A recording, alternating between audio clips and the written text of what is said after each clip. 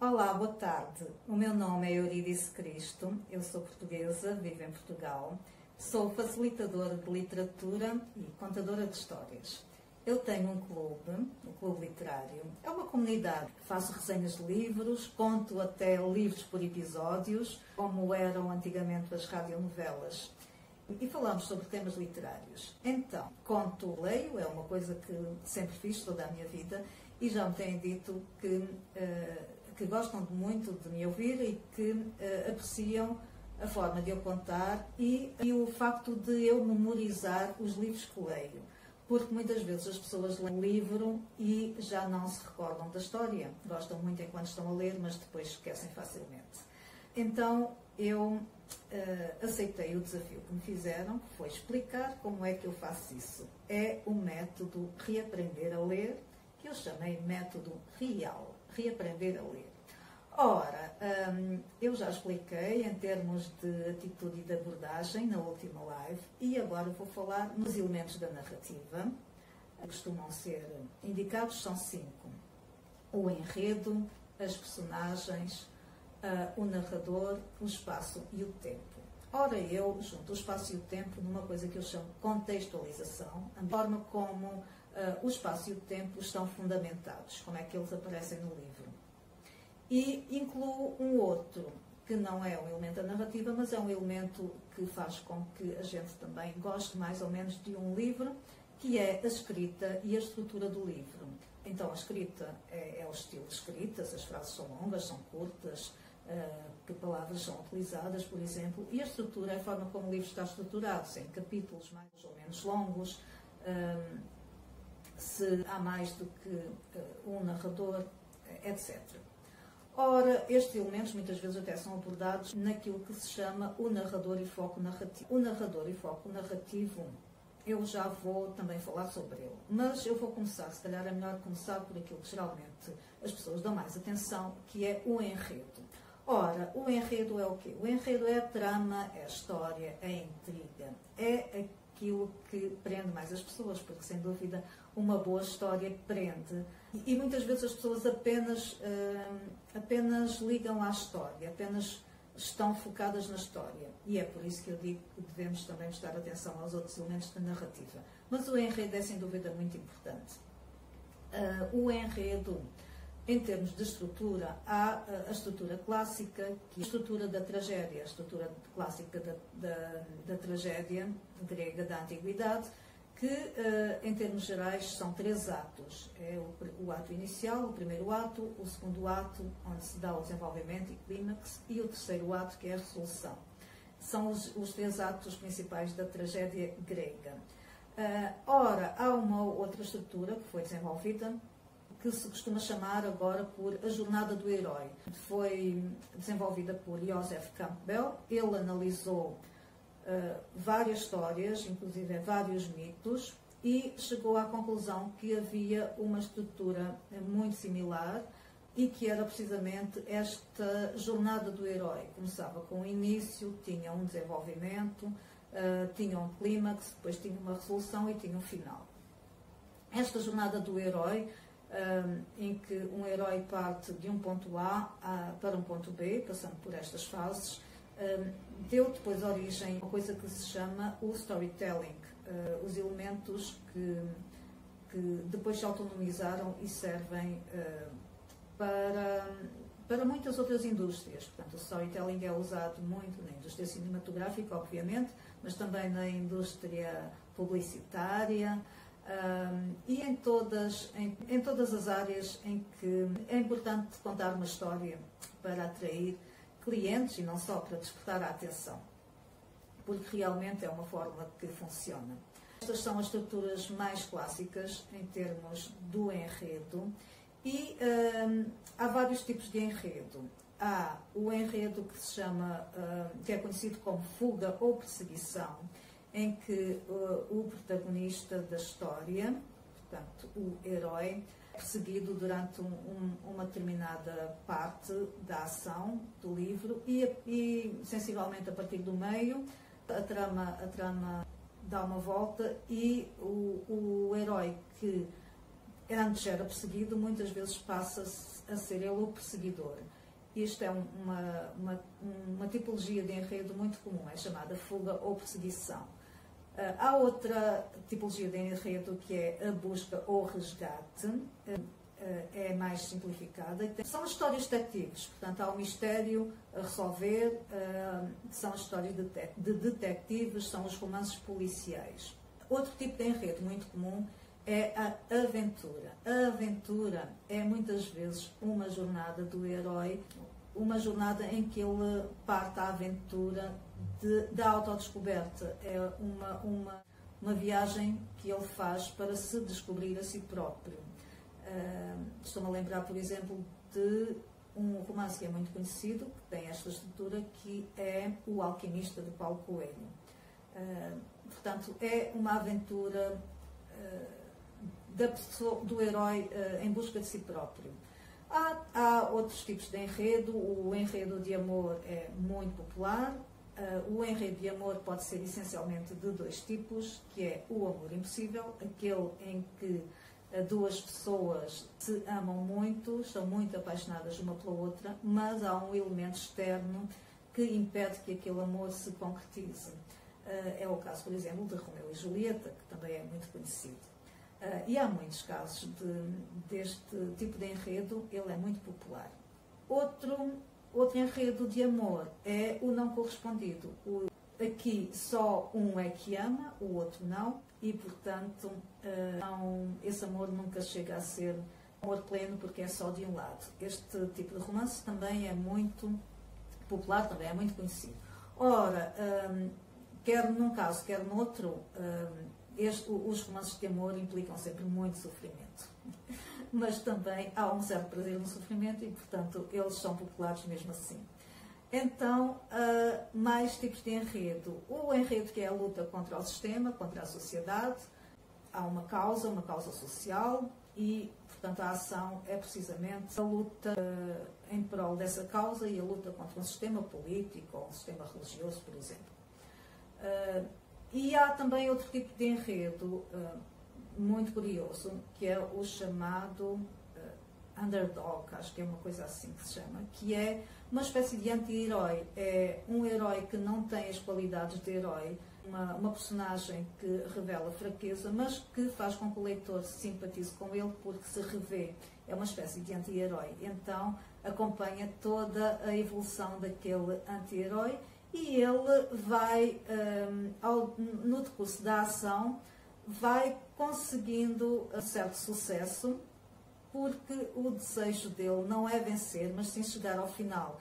É, por exemplo, aqui o argumento do Rocky Balboa. Portanto, não lembrei-me do filme, não é um livro, mas é um excelente exemplo deste tipo de enredo. Estes enredos são os principais tipos de enredo. E o suspense é fundamental, aquelas reviravoltas na história que o leitor não está à espera. Isto faz com que o enredo tenha ou não sucesso. Se for bem conseguido, evidente que agarra o leitor, evidente que nos prende e que nós queremos saber sempre mais. Então, o enredo é sem dúvida um elemento fundamental na forma como nós lemos o livro e na condição de nos fazer gostar ou não gostar do livro.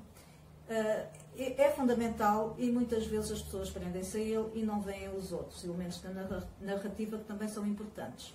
Há outro elemento que também é muito popular, quase tanto quanto o enredo, às vezes até mais, que são as personagens. Ora, as personagens, nós muitas vezes identificamos com elas, gostamos ou não, temos raiva delas, sofremos com elas, temos dó, compaixão, etc. Mas aqui é fundamental nós lembrarmos-nos de uma coisa. Estas personagens não são pessoas de carne e osso. Às vezes nós esquecemos disso, mas é importante que tenhamos isto presente. Se bem que nós gostamos de pensar nelas como pessoas de carne e osso, mas não são. São pessoas de papel e de tinta, mas isto não faz delas menos reais, porque enquanto nós estamos a ler aquele livro, elas são tão reais quanto uma pessoa de carne e osso, nossa amiga ou nosso familiar, ou qualquer outra pessoa. Mas é preciso ter presente este elemento. E também outra coisa, as personagens por vezes até não são pessoas, as personagens podem ser animais, por exemplo, é o caso do livro A Revolução dos Bichos, de George Orwell, que eu por acaso até falei há pouco tempo no Clube Literário, inclusive contei lá o livro, fiz a resenha. As personagens desse livro, da Revolução dos Bichos, são animais, são porcos, são cavalos, são animais de uma quinta. Aliás, o título do livro em inglês é Animal Farm, é uma distopia muito conhecida e muito importante da literatura do século XX. E, portanto, esse é um caso em que as personagens são animais. Temos o caso das fábulas, claro, porque a fábula, as personagens são sempre animais. Quando são pessoas, as personagens podem ser estereótipos, podem ser típicos ou estereótipos, que personificam certos tipos sociais, certos estereótipos até. É o caso de, por exemplo, a prostituta, o bêbado, o homem rico, pessoa que vive no campo, etc. Aliás, até no livro Lolita, a personagem Lolita, portanto a personagem principal, a Lolita, ela própria é um estereótipo, porque ela personifica as jovens adolescentes que são um misto de ingenuidade e de malícia e de sedução. É, portanto, a menina mulher, que agora até se chama por novinhas, acho que mais no Brasil do que em Portugal, mas, portanto, é isso que personifica, uma ninfita. Aliás, o termo Lolita, o termo não é o termo, a palavra Lolita no livro é o nome da personagem, um nome carinhoso, um nome diminutivo, porque ela chamava-se Dolores, mas é um nome pelo qual o narrador a trata. Lolita é o nome da menina, mas que acabou por entrar no vocabulário como sinónimo de, precisamente, uma jovenzinha adolescente, mas sedutora, sensual. Portanto, sinónimo de menina-mulher, é uma Lolita. E muitos livros deixam palavras que depois entram no nosso vocabulário, e o livro de Lolita foi precisamente isso que aconteceu. As personagens, portanto, para além de estereótipos, também podem ser arquétipos. Arquétipos é uma personagem que representa algo maior. Por exemplo, no livro Iracema, a personagem Iracema personifica a América antes do colonizador europeu chegar lá, portanto, a América virgem ainda, selvagem. E, portanto, isso é um exemplo de arquétipo. As personagens podem ser mais ou menos complexas e podem evoluir ou não ao longo do livro. Há personagens que não evoluem, continuam sempre iguais, são chamadas de planas. As personagens que evoluem são chamadas de esféricas.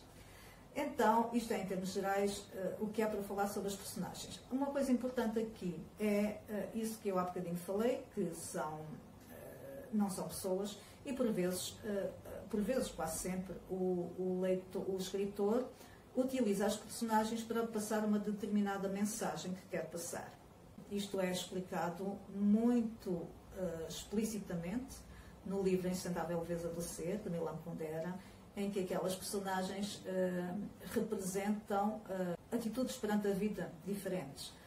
Por exemplo, o Thomas, que é o protagonista, ele representa a leveza, e Teresa, que é a personagem feminina principal, representa o peso, o compromisso, a responsabilidade. E isto é dito até pelo narrador, e depois as personagens agem em conformidade. Então, as personagens servem para passar uma mensagem, e é importante que nós tenhamos isto em mente também. As personagens podem ser mais ou menos ricas, mais ou menos verosímeis em termos das pessoas, ou em comparação com as pessoas, não é? E isso, quando a personagem é muito descrita, muito bem descrita, é muito verosímil, nós até esquecemos que são personagens, pensamos nelas como pessoas. Então, para além do enredo e das personagens, há o espaço e o tempo. Eu associo, porque penso que uma coisa está ligada à outra. Portanto, o espaço e o tempo, eles estão sempre presentes, mesmo que não seja de uma forma explícita. Depois, o narrador. O narrador, três tipos principais de narrador. Eu vou começar primeiro pelo narrador personagem. O narrador personagem é aquele narrador que vai contar a história e que faz parte da ação e que tem uma relação íntima com as outras personagens. Por exemplo, o Humbert no livro Lolita. Ele é personagem, é o personagem que conta a história, portanto é o adulto pedófilo que tem uma relação íntima com a Lolita, e ele conta-nos a sua história. A história é contada na primeira pessoa por ele, e portanto ele é o narrador personagem. Depois temos o narrador observador, que é aquele que conta a história na terceira pessoa e que se põe de fora, como que estivesse a observar a ação. E temos também o observador omnisciente, que também muitas vezes conta na terceira pessoa, mas às vezes permite incursões do autor na primeira pessoa. Este narrador omnisciente, ele sabe tudo sobre as personagens, sabe a forma como pensam, sabe o que sentem, sabe o que pensam e até sabe mais do que isso, porque às vezes transmite as opiniões e a forma de pensar do escritor. Este é o narrador omnisciente.